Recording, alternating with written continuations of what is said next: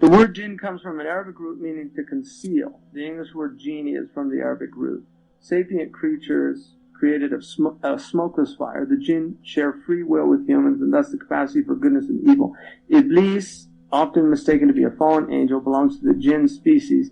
He became the adversary to humanity after Adam's creation and expulsion from the Garden of Eden. According to Fakhruddin al-Razi, the jinn inhabited the earth before humans and created great disruption and violence, shedding blood, sowing corruption. Iblis was sent down from the divine prince to subdue them, and then upon his return to the highest assembly, he found that Allah had chosen a new vicegerent named Adam to be placed on earth. So he was actually very proud of what he'd done, because he'd come down to earth, he'd subdued all of the rebellion, and then he was very proud he was getting replaced.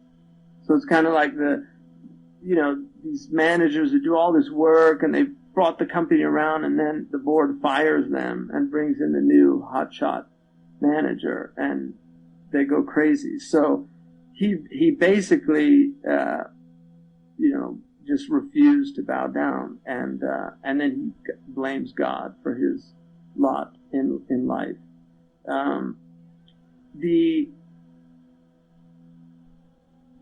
When the angels saw this, they were actually making a qiyas, which is why they said, without knowledge of what Adam was going to do, they knew that he had free will, and so they asked, are you putting another group that are going to do the same thing this previous group did? So corruption and murder and do all these things. And Allah said, I know what you don't know.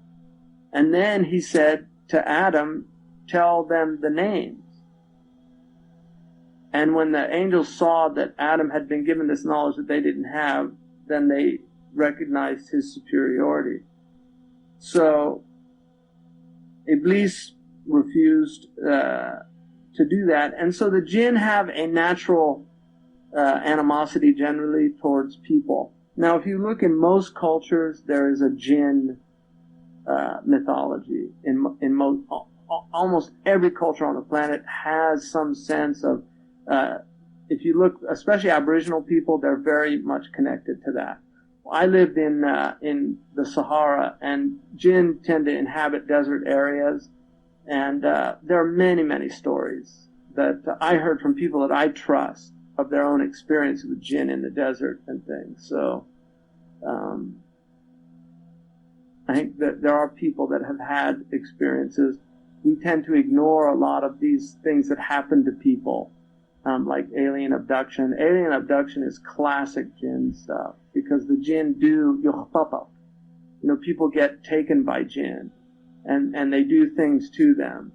And so these type stories, and you have a lot of people that have had these experiences all over the world of these type things. So Allahu Alam, I don't know, but it's definitely consistent with what they say in tafsir and things, that in fact Abqar, which is their capital, Khurafa, the Prophet, in Arabic, superstition is khurafa. Khurafat are superstitious beliefs. But the Prophet once asked Aisha if she knew who Khurafa was, and she said no, and he said Khurafa was a man who was kidnapped by the jinn, so it was like alien abduction. He was kidnapped by the jinn, taken to Abqar, and he saw all these wondrous things that happened with them, and then when he came back, he told people about it, and they laughed at him and said that it was ridiculous and absurd. And so that became hadithu khurafa. Like, that's just khurafa talk. In other words, it's superstition. So the jinn, people don't believe in them, that's fine. Not believing in something doesn't mean that it doesn't exist. There's a lot of people don't believe in God. So,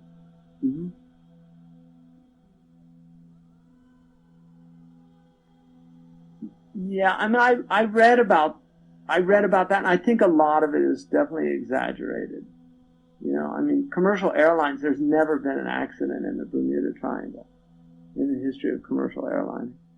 So, Allahu Alam. There is a weird thing that all the sea snakes migrate down there, which is strange. But I don't, there's a lot of things on the planet that are just weird. There are very strange things on the planet. I've had a couple of very strange experiences. I had an experience in the desert that was very strange. And I had experience in a New York subway with another person who's a friend of mine who's an eyewitness to this. And, you know, it's kind of Ripley's Believe It or Not, but I did have that experience. I'm sure some of you have had strange experiences. Other people, maybe they haven't. Some people just deny their own, what they're seeing, because they just, you know, they don't have a way of assimilating what's happening to them. So, What's that?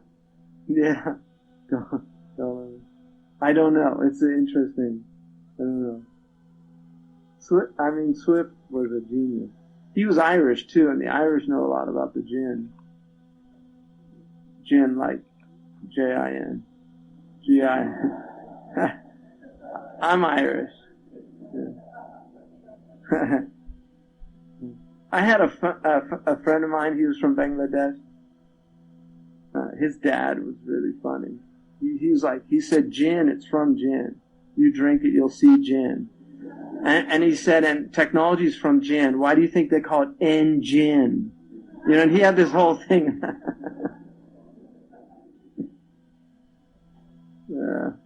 Anyway, the Jinn, you know, we believe in them. It's in the Quran. You can't deny them. They're creatures. And they're around, you know. They don't live generally with us. They tend to live in isolated areas, like somewhere like, you know, Greenland or Sahara Desert, places, big open places. They like big open places, and that's where they tend to live. So, but there are jinn that do move amongst people as well. And, you have all this weird stuff. There's so much weird stuff out there. And there's a lot of people that believe weird things. So, you know, a lot of Muslims get very obsessed with the jinn, and I think that's a dangerous thing to do. We know they exist. The Quran asserts their existence. They certainly do explain a lot of the weird stuff that goes on in the world that is kind of inexplicable. And I think that's why most cultures did have some type of reference to poltergeists or to the little people or whatever they were. You know, there's a lot of terms